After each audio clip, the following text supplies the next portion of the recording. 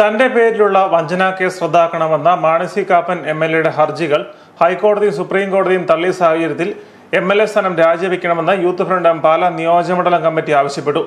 കണ്ണൂർ വിമാനത്താവളത്തിൽ ഓഹരി നൽകാമെന്ന് വാഗ്ദാനം ചെയ്ത് 3.25 കോടി രൂപ തട്ടിയെടുത്തെന്നാരോപിച്ച് മുംബൈ വ്യവസായി ദിനേശ് മേനോൻ നൽകിയ പരാതിയിൽ Ernakulam judicial magistrate first class കോടതിയാണ് കേസ് രജിസ്റ്റർ ചെയ്തിട്ടുള്ളത്. കോട്ടയം ജില്ലയിൽ തന്നെ നിരവധി സഹകരണ വായ്പ തട്ടിപ്പ് കേസുകളും നിലനിൽക്കുന്നതായും യൂത്ത് ഫ്രണ്ടും ആരോപിച്ചു. എംഎൽഎ എത്രയും വേഗം രാജിവെച്ചൊഴിയണമെന്നാവശ്യപ്പെട്ട് യൂത്ത് ഫ്രണ്ടും പ്രവർത്തകർ പാലാ നഗരത്തിൽ പ്രകടനം നടത്തി. സമ്മേളനം LDF കോട്ടയം ജില്ലാ കൺവീനർ പ്രൊഫസർ ലോപ്പസ് മാത്യു ഉദ്ഘാടനം ചെയ്തു. നിയോജകമണ്ഡലം പ്രസിഡന്റ് തോമസ് ഊട്ടി വരിക്കിൽ അധ്യക്ഷത വഹിച്ചു. സംസ്ഥാന പ്രസിഡന്റ് സിറേഖ് ചാഴിക്കാടൻ മുഖ്യപ്രഭാഷണം നടത്തി.